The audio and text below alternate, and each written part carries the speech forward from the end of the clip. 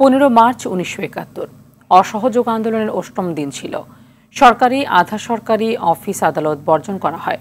শাসক ইয়াহিয়া এদিন ঢাকায় আসেন। মুক্তিযোদ্ধা আব্দুস সালাম বলেন, উত্তাল মার্চেই স্বাধীনতা যুদ্ধের প্রস্তুতি নিতে থাকেন তারা। ২৬ মার্চ স্বাধীনতা ঘোষণার পরেই তারা আগরতলায় প্রশিক্ষণ নেন। আব্দুস সালাম যুদ্ধ করেন ২ নম্বর সেক্টরে। আতিকা রহমানের রিপোর্ট। 1971 সালে 15 মার্চ ছিল লাগাতার অসহযোগ আন্দোলন। এই দিনেও শান্তিপূর্ণ সভা শোভাযাত্রা হয়। সরকারি আধা সরকারি অফিস আদালত বর্জন করে সর্বস্তরের মানুষ। প্রেসিডেন্ট ইয়াহিয়া কঠোর গোপনীয়তায় ঢাকায় আসেন। বেতার কেন্দ্রে সংগ্রাম কমিটি গঠন করা হয়। সাংস্কৃতিক আন্দোলন রাজনৈতিক আন্দোলনে রূপ পায়। শিল্পাচার্য জয়নুল আবেদিনের মতো সাংবাদিক সাহিত্যিক আবুল কালাম শামসুদ্দিন এবং অধ্যাপক মুনীর চৌধুরী তাদের রাষ্ট্রীয় খেতাব বর্জন করেন। বীর মুক্তিযোদ্ধা আব্দুস সালাম ২ নম্বর সেক্টরে সম্মুখ যুদ্ধে অংশ নেন। আগরতলার প্রশিক্ষণ শেষে যুদ্ধে অবতীর্ণ হয়। তিনি বলেন, জিয়াউর রহমানের ঘোষণা সবাইকে উদ্বুদ্ধ করে স্বাধীনতা সংগ্রামে ঝাঁপিয়ে পড়তে। দীর্ঘদিনের শোষণ বঞ্চনা থেকে মুক্তির বিকল্প ছিল না। 25শে মার্চের যখন সে আঘাত আসলো, আমরা তখন ফকিরপুলে ছিলাম, কাছেই রাজারবাগ পুলিশ স্টেশন। সেটা দেখলাম যে কিভাবে পুলিশ ভাইরা সেটা প্রতিরোধ করার চেষ্টা করেও যারা পারে নাই, তারপর রাজারবাগের পুলিশ ব্যারেক সেটা ছিল উপরে টিন, নিচে বেড়া দিয়ে তৈরি করা, সেটা কিভাবে জ্বালিয়ে দেওয়া হলো। তারপর সেখান থেকে ছুটে বিভিন্ন পুলিশ ভাইরা আমাদের এই মতিঝিল, ফকিরপুল, আরামবাগ দিয়ে তারা কিভাবে স্কেপ করলো, আমরাও তাদেরকে সহযোগিতা করলাম।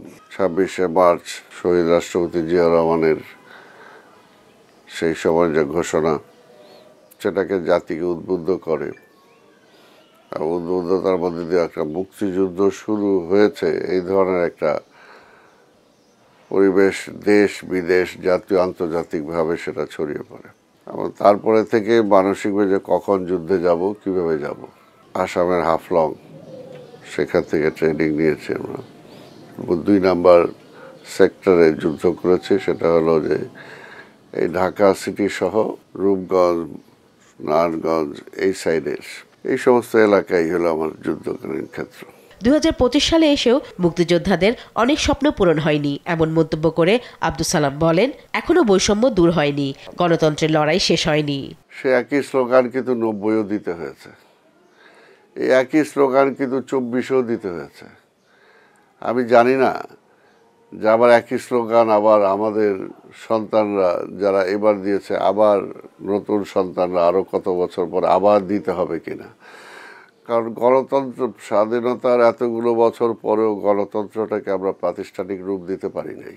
রাজনীতিটা প্রাতিষ্ঠানিক করতে পারি, রাজনীতিটা রাজনীতিবিদদের হাতে আমরা দিতে পারি নাই। বারবার এই রাজনীতি নিষিদ্ধ হয়েছে, গণতন্ত্র হোঁচট খেয়েছে। এইবার 24-এর এই অভ্যুত্থানের মধ্য দিয়েও সব শ্রেণীর লোকরাই কিন্তু তাদের আবার রক্ত দিয়েছে। অন্তত এবার আবার আশা করব যে এইবারের এই পরিবর্তনের পরেও যাতে আবার গণতন্ত্রের জন্য আবার লড়াই করতে না হয়। সুষ্ঠু নির্বাচন ও জনগণের আশা আকাঙ্ক্ষার প্রতিফলন ঘটাতে একটি রাজনৈতিক সরকারের অধীনে নতুন বাংলাদেশ গড়ার প্রত্যয় জানালেন তিনি। আতিকা রহমান, RTV, ঢাকা।